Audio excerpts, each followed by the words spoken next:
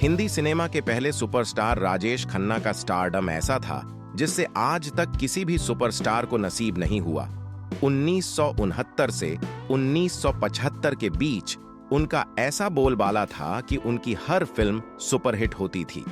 उनका स्टारडम इस लेवल पर था कि उस दौर में पैदा हुए ज्यादातर लड़कों के नाम भी राजेश ही रखे जाते थे।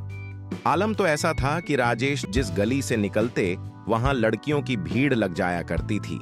उस समय राजेश खन्ना की लगातार 15 फिल्में सुपरहिट साबित हुईं, जो कि एक रिकॉर्ड था। यहां तक कि राजेश खन्ना ये तक भी सोचने लगे थे कि उनकी कुछ फिल्में फ्लॉप भी हो जाएं।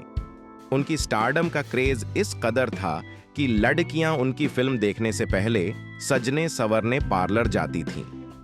उनके घर हर रोज कोई न कोई चिट्ठी जरूर आती थी। उन खतों को पढ़ने के लिए अलग से एक शख्स रखना पड़ा था जिसका नाम प्रशांत रॉय था।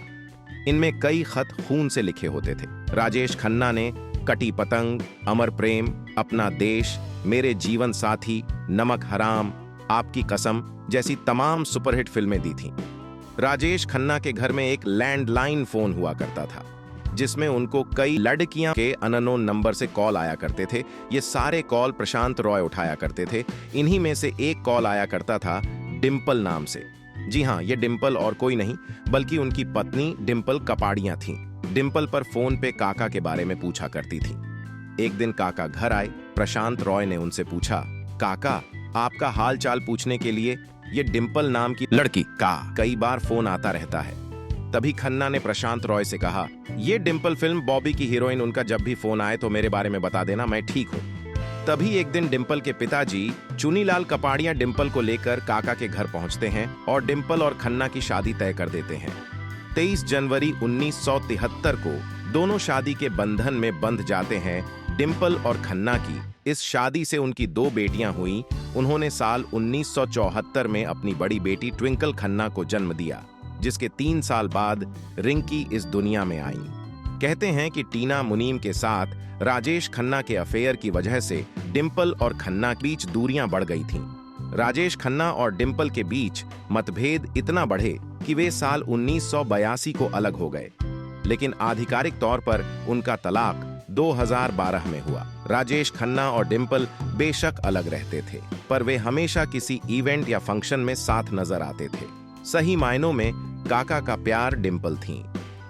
राजेश खन्ना ने एक बार कहा था, क्या आप जानते हैं मैं अभी भी अपनी पत्नी डिंपल से प्यार करता हूं। राजेश खन्ना ने अपनी जिंदगी के आखिरी दिन आनंद फिल्म के किरदार आनंद सहगल की तरह गुजारे थे।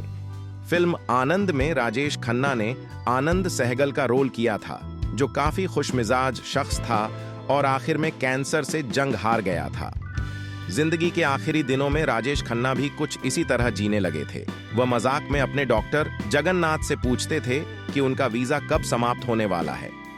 18 जुलाई 2012 में राजेश खन्ना का निधन हो गया। जाते जाते उनके आखिरी शब्द थे, टाइम हो गया है पैकअप। तो ये थी राजेश खन्ना की बहुत ही दिलचस्प कहानी। हमें उम्मीद राजेश खन्ना की ये कहानी आपको पसंद आई होगी। अगर आपको भी ऐसी दिलचस्प कहानी सुननी है तो इस वीडियो के नीचे हमें कमेंट करके बता सकते हैं। धन्यवाद। स्टार तो नहीं, मैं तो एक्टर हूँ, एक्टर था, एक्टर हूँ और एक्टर रहूँगा।